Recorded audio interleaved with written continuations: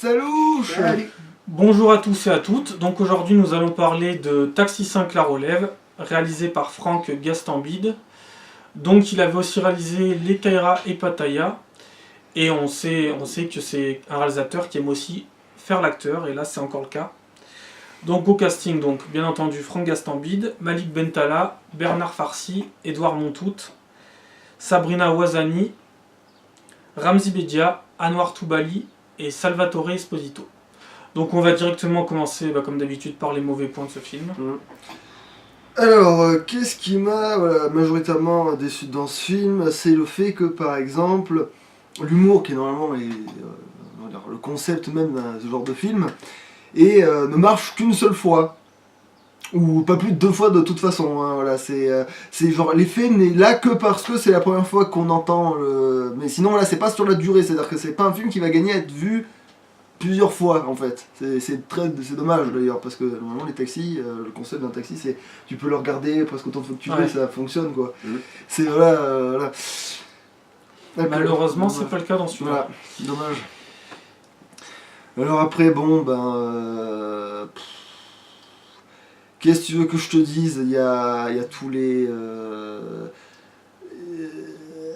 tous les trucs qui sont faits que pour être genre les vannes un peu en dessous de la ceinture pipi caca qui sont normalement qui sont un peu hors sujet, en surplus dans ce film.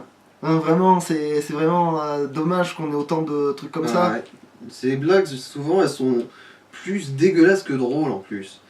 Mais ce qui fout aussi un gros problème, c'est un peu au niveau du casting. Par exemple, il y a une blague caca, littéralement, qui est faite par un des seuls membres du casting des premiers taxis qui est revenu, c'est-à-dire Gibert. Et désolé, mais Gibert, il est triste dans ce film. Je veux dire, il a rien d'aussi drôle que dans les précédents. De toute façon, il est sous-exploité. Ouais. Donc, attends, il y a quoi d'autre? Il y a aussi l'autre mec du commissariat qui qu'on envoie direct à l'hosto gratuitement. Alain. Ouais, Alain il s'appelle. Ouais, il appelle mon petit Alain Gibert. Ouais, bon, moi je retiens surtout Emilien et Daniel perso. Remarque, c'est les personnages principaux. Et donc, celui-là, on y fait allusion. Il est présent pendant quelques minutes et ensuite il se fait faucher par un camion, une ambulance ou je sais pas quoi. On s'en fout et il revient plus. Et en plus, quand il se fait faucher, c'est déjà du déjà vu. Vu que dans Taxi 2 ou 3, je sais plus lequel, il se fait aussi faucher. C'est du déjà vu en plus, c'est gros comme une maison. Hein. On s'en doute. En plus, je veux dire, on voit qu'ils le font exprès, mais c'est tellement évident que c'en est même plus drôle quoi. Ils n'arrêtent pas de répéter, mais qu'est-ce qui pourrait mal se passer? Évidemment qu'il va se passer un truc pourri et on le voit traverser une route, donc on sait qu'il va se prendre une bagnole dans la gueule. Parce que après, ça peut marcher de dire ouais on fait écho à l'autre film ou à d'autres films, mais après ça sert à rien d'une fois que t'as fait l'écho de dire t'as entendu l'écho? Voilà, non, tu vois c'est... voilà, c'est vraiment dommage. Surtout que c'est les seuls membres du casting qu'ils ont bien voulu prendre. Déjà, pourquoi pas avoir pris Rest, c'est débile. Mais en plus, les personnages principaux des précédents films, ils y font allusion, mais juste en une phrase. Une phrase par personnage. Et plus rien. Ils auraient pu faire quand même un peu plus d'efforts pour faire des références aux autres taxis, quoi. Alors je sais pas, par exemple, l'épicerie que Emilien a défoncée avec sa bagnole lors du premier taxi, j'ai pas la montrer en arrière-plan où elle est encore en reconstruction. Ça aurait été un truc sympa et marrant, sans pour autant être trop intrusif. Mais non, ils disent juste, bon Emilien il est plus flic et Daniel lui il est parti à Miami. C'est tout. Après les nouveaux personnages principaux, attends, il s'appelle comment l'autre là? Eddie, je crois, ouais. Eddie Maclouf. Oh putain. Ils auraient pas pu trouver plus aléatoire et oubliable comme nom, déjà. Bon. Eddie Maclouf, il est drôle qu'un quart du temps, je trouve, perso. Il est très lourd. Ouais. Il est bruyant. Il crie beaucoup trop. Il en fait trop. C'est un peu comme l'âne dans Shrek, mais en bien pire. Beaucoup plus intrusif et beaucoup plus chiant. Je veux dire, il arrive quand même à arracher quelques sourires de temps en temps, certes, mais la plupart du temps, il est juste chiant. Sans déconner, j'exagère à peine là. Il y a quelques scènes drôles, mais c'est tout. La scène du striptease, bon, on y reviendra après. Ouais. Mais c'est vrai qu'il est très chiant, très lourd. Ensuite, l'autre héros, Sylvain, lui, il est assez vide. Je veux dire, la seule scène où il est vraiment assez marrant, c'est celle du début, je trouve. Après, bah... On ne développe pas tant que ça sa personnalité, c'est vraiment dommage. Mais en fait, voilà, il est dans son élément, il gère, et puis d'un coup, subitement, il est plus dans son élément, et bam, tout de suite, directement, ça fait chute rien. trop radicale, en fait. Mm. C'est même pas genre... je veux bien que ce soit une descente aux enfers par rapport à ce qu'il a avant, Parce mais... que bon, avant c'était censé être un flic assez bon et un grand pilote. Là, à Marseille, arrive à Marseille, c'est devenu une merde. C'est devenu une merde parce qu'il est avec des soi-disant cotorep qui lui dit. En plus, son ami Malik Bentala, donc qui joue Eddie Malclouf, lui dit il y a des cotorep. Alors lui, c'est la première cotorep du film déjà. Et bon, t'as l'impression que Sylvain Marot, donc joué par Franck Gastambide, il régresse. Il passe de Paris à Marseille, il a régressé. Il est devenu un peu con, il s'en fout de tout, t'as l'impression. Et puis avant c'était censé être un grand flic et là c'est un flic banal. Ouais, et même un peu neuneux par moment même. Et même un peu neuneux. Ouais. Assez déprimant. Donc, Surtout quand on l'établit comme un personnage assez sympathique juste avant quoi. Un peu débile. donc moi, alors moi je vais commencer. Alors d'habitude, bon dans les films j'adore que le son soit assez qui monte assez haut quoi. Mais alors là franchement, putain le son je sais pas ce qu'ils ont fait mais je comprenais rien à ce qu'ils disaient des fois les personnages. Il y a des scènes, alors les scènes de course-poursuite quand ils parlaient c'était même pas la peine qu'ils parlent, on comprenait rien. Le son était trop fort, alors d'habitude dans certains films le son fort ça te donne quelque chose en plus. Mais alors là pas du tout, tu comprenais rien. Et des fois je me disais putain j'ai un problème au niveau des oreilles, je comprends plus rien quoi. Mais en fait non, c'était juste le film qui était comme ça. Donc les dialogues sont durs à entendre avec le son. Il y a trop de musique. Les musiques, certaines en plus c'est des musiques de Fast and Furious. Et j'ai l'impression qu'il y a eu une sorte de... J'ai l'impression que Franck Gastambide s'est un peu inspiré de... Même Fast and Furious pour certains plans. Je veux dire quand ils sont dans les tunnels avec les voitures en faisant les courses poursuites, je sens Fast and Furious 5, 6, 7, 8 quoi. Quand la voiture, bon, il peut se passer plein de trucs, mais bon. Quand la voiture s'écrase dans le yacht, ça me fait penser à Fast and Furious 2. Il y a beaucoup de trucs qui me font penser à ça. Bon, bien sûr que c'est qu'un élément dans un film, mais bon, ça fait penser quoi. Les musiques, bon, comment ne pas y penser, c'est les mêmes. Ensuite,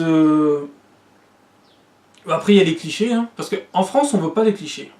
Mais on les entretient les clichés. Donc il y a le nain qui va tomber amoureux d'une naine.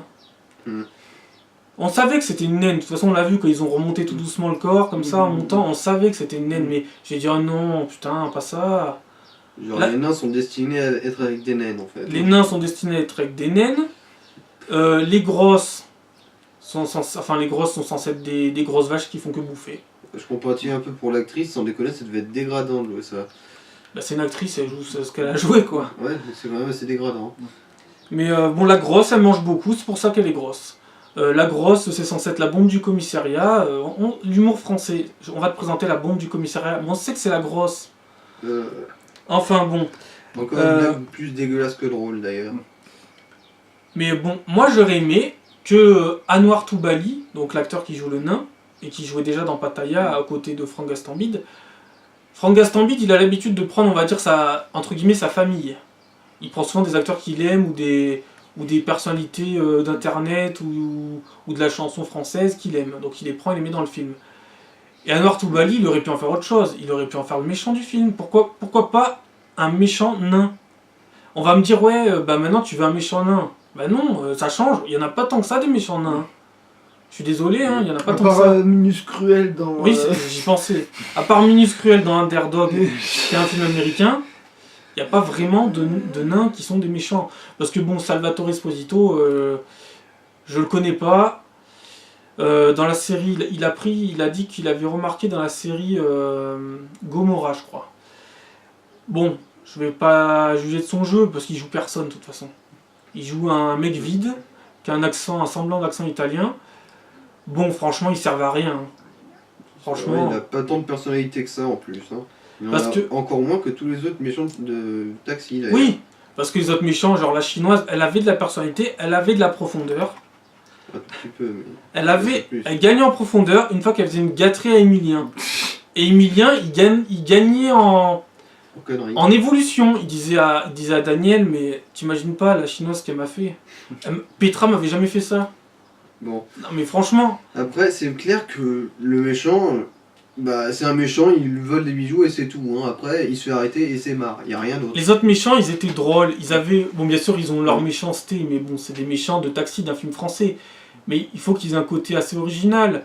Il y avait le gang des Pères Noël avec la chinoise, il y avait les Belges. Le Belge qui pensait qu'il était l'ennemi numéro 1, alors qu'en fait c'était Gibert. Et ben là, il fallait... Moi, j'aurais pris Anwar Toubali, je leur ai fait jouer un nain, mais un nain méchant. Ou alors j'aurais fait jouer Ramzy en méchant. Ou alors même l'actrice qui jouait la grosse. Pourquoi pas? Pourquoi ne pas casser les codes et mettre, au lieu de faire un nain plus un nain? Voilà. Bon, voilà, c'est tout. Après, il y a aussi d'autres défauts qu'on pourrait pointer. Bon, je vais pas parler du scénario en disant que c'est débile, parce que dans les faits, quand un scénario est débile mais drôle, bah ça marche, surtout dans les taxis. Mais là, il y a quand même quelques conneries, quoi. Hein. Autre mauvais point, bon, Malik Bentala, il est pas mauvais, mais bon, il fera jamais oublier Emilien, quoi. Son personnage d'Eddie Maclouf, il va pas me faire oublier Emilien. Moi, je suis un peu nostalgique, enfin, voire beaucoup nostalgique. Franchement, je comprends pas pourquoi ils ont pas réussi à les faire revenir. Les Frédéric Diffenthal qui jouait Emilien, Samina Seri qui jouait Daniel. Bon, encore Samina Seri, peut-être qu'il aurait peut-être pas tant manqué que ça, puisque Franck Gastambide prenait la relève. Mais bon, Emilien, il est largement au-dessus en conneries. Puis même, je préfère l'acteur, et puis... Bon, c'est surtout que Emilien était quand même plus drôle dans sa connerie que l'autre, là. Hein. Et puis voilà, et puis les blagues, on les sentait venir, et puis ça marchait pas. Moi aussi, j'ai trouvé que Bernard Farcy était aussi en dessous. Il est en dessous, clairement. J'avais pas l'impression qu'il s'amusait. Dans les autres taxis, t'avais l'impression que ça venait comme ça. C'était une improvisation, il disait une connerie, c'était bon, c'était coupé, elle est bonne. Et il est pas à son niveau, et en plus le personnage est mis en retrait. Je sais pas pourquoi ils ont dit qu'il était maire de Marseille maintenant. Vous pouvez très bien le garder maire, hein, c'est pas vraiment... Des fois même dans le film, j'avais l'impression qu'il était commissaire, et des fois qu'il était maire. Quand il venait au commissariat, j'avais l'impression qu'il était un nouveau commissaire, et des fois j'avais l'impression qu'il était maire. Voire des fois t'as l'impression qu'il était rien du tout. Et ensuite, ben voilà, donc il manque Frédéric Diffenthal qui me manque beaucoup, je trouve, à la saga Taxi, Samina Seri et Emma Josberg, je sais pas si je dis vraiment bien son nom, mais l'actrice qui jouait Petra. Il manquait une gonzesse qui apporte un peu de sensualité suédoise dans le film, voilà. Et je trouve un peu ton érection, mec. Et je trouve que ça manquait, quoi. Ses lèvres pulpeuses à Petra dans le film. Je sais pas, quoi. Et puis au moins ça c'était un vrai personnage de bonne femme forte, pas comme l'autre blondasse qui sert à que dalle dans l'intrigue du film. Oui, la blondasse, bon, ils ont pris notre blondasse, genre mannequin, on va dire, qui est juste une conne, puisqu'en fait elle sait pas où elle en est. Elle veut juste un mec viril, voilà. Elle veut un mec viril. Le mec viril qui est hyper gras, qui a fait le striptease devant elle. Dégueulasse, encore une fois, plus que drôle. Enfin bon, après là c'est plus une question de... Elle veut un mec viril, celui qui arrive pas à sortir de la fenêtre. Enfin, elle veut un mec viril, quoi. Voilà. Après, il y a aussi des scènes qui sont drôles si tu y réfléchis pas, mais qui, dès que tu regardes, sont complètement connes. Par exemple, à un moment, il y a toute une scène de carambolage. Alors, évidemment, c'est Gibert, il appuie sur l'accélérateur et paf, il s'encasse dans un mur. Ok. Ensuite, bah, il y a des voitures d'escorte d'un préfet qui passent, qui se la bouffent. Ok, admettons. Mais après, il y a des tas d'autres voitures qui viennent voler et sauter dans tous les sens comme... si elle voyait pas qu'il y avait quelque chose devant. Oui, cette scène, moi je l'ai pas compris du tout, je comprenais pas d'où elles sortaient les bagnoles. Je comprenais même pas quelle catastrophe il se passait réellement.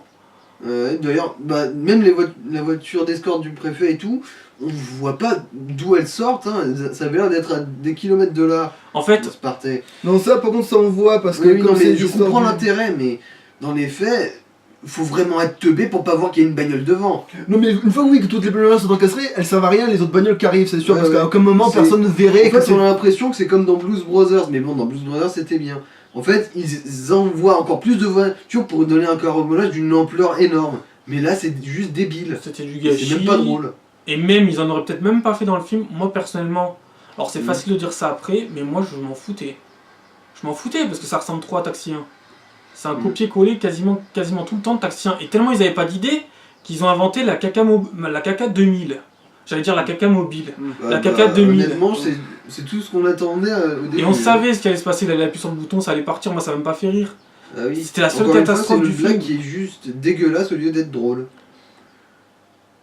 Un peu symptomatique. de Enfin ce bref, film, c'était un un peu. humour un peu enfant de 6 ans quoi. Voilà, Ouais. quoi. Et pour moi, ce n'est pas la relève, ce n'est pas un taxi 5 et ce n'est pas la relève. C'est un taxi réalisé par Franck Gastambide. Voilà ce que c'est. Et encore, je pense qu'il aurait été quand même capable de faire mieux. Hein. Oui. Mais moi, Surtout au niveau de l'humour, parce que là. il y a même des fois où je me disais, est-ce qu'on est encore dans le taxi? Heureusement que je voyais le commissaire Gibert parce que je me disais, est-ce qu'on est dans le taxi ou est-ce qu'on est dans un Pattaya avec un taxi? Des fois, je me demandais même si c'était pas presque une parodie de Taxi. Mais bon. Bon, on va passer au bon point. Parce que sinon. Ouais, bon, je vais pas avoir grand chose à dire, à part que, peut-être ça fait plaisir de retrouver Jules Bert, mais sans ça, et encore quand tu vois qu'est-ce qu'il fait, voilà. Bon. Moi, je vais être objectif et dire, même si l'humour pêche beaucoup, il y a quand même des blagues qui font rire. Faut dire ce qui est. Mais toi, t'aimes bien l'humour caca pipi. Oh, excuse-moi, non, là, non. C'était L'humour même pas les blagues pipi caca prout qui me faisaient marrer, là. Loin de là. Là, Comme je l'ai dit, elle me dégoûtait plus qu'elle me faisait marrer. alors, moi, en bon point, Franck Gastambide, pour son rôle d'acteur, ça passe toujours bien. Le Vin Diesel français, ça passe toujours bien. Même si, bon, j'en attendais plus de ce film, mais ça va, lui, bon, il fait ce qu'il a à faire. Sabrina Ouazani, qui était aussi dans les...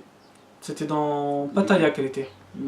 Dans Pattaya, où elle lui avait dit tu manges pas mais je te frite ou je te défonce. Voilà, et elle en impose, mine de rien. Elle joue toujours un garçon manqué. Mais ça passe, bon, bien que... Bon.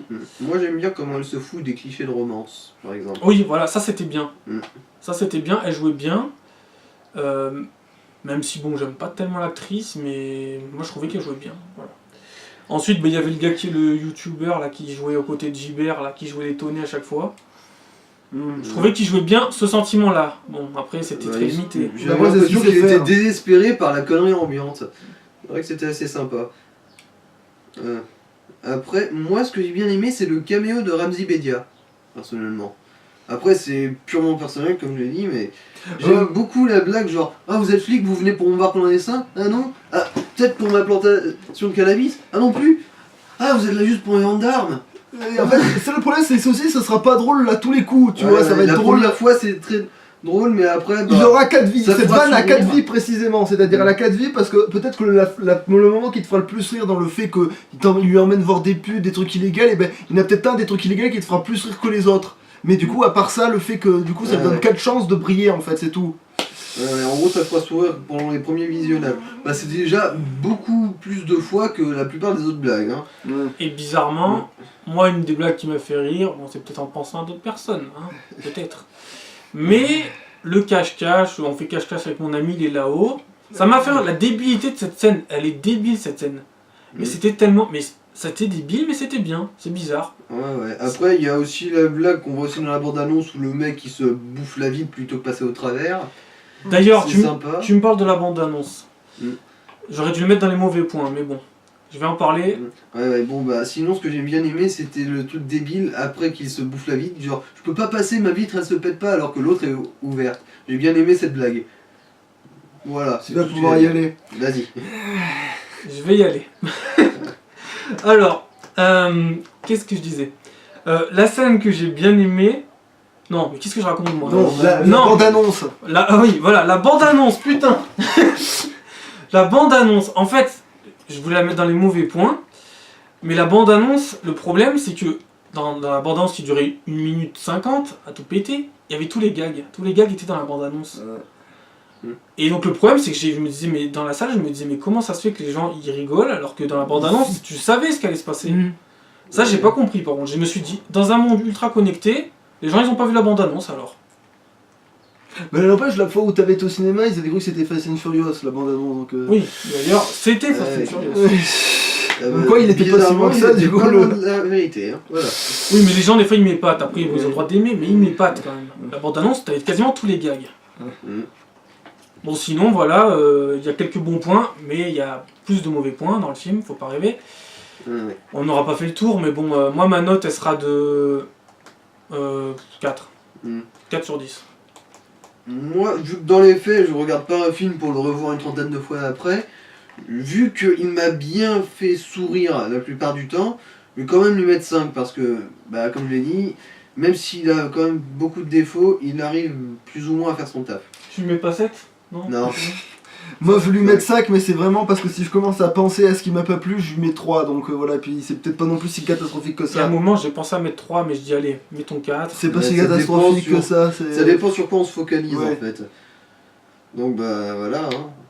Voilà. En gros c'est... En fait, voilà ce qu'on pourrait un dire. On film pourrait dire assez moyen. 3 par rapport aux autres taxis, c'est-à-dire que dans le style taxi, il pêche, donc merde, voilà, Ah, 3. Mais sinon, si en tant que film de ce genre-là, qui essaye de sortir un peu du truc sans vraiment avoir la tête hors de l'eau, là c'est ça, C'est un voilà, c'est film moyen. moyen, voilà. C'est un film moyen si on le prend tout seul. Ouais. Après, si on le compare aux autres taxis, c'est clair qu'il tient pas du tout la route. Mais voilà. Mais déjà, il tient même pas la route comparé à Pattaya et les Kaira. Mm. Même, Donc même dans la filmographie même dans la filmographie de Franck Gastambide, ça ne. Donc seul c'est il est mauvais. moyen, mais comparé à d'autres, il tient pas la route. Voilà. Voilà, C'est c'est tout. tout.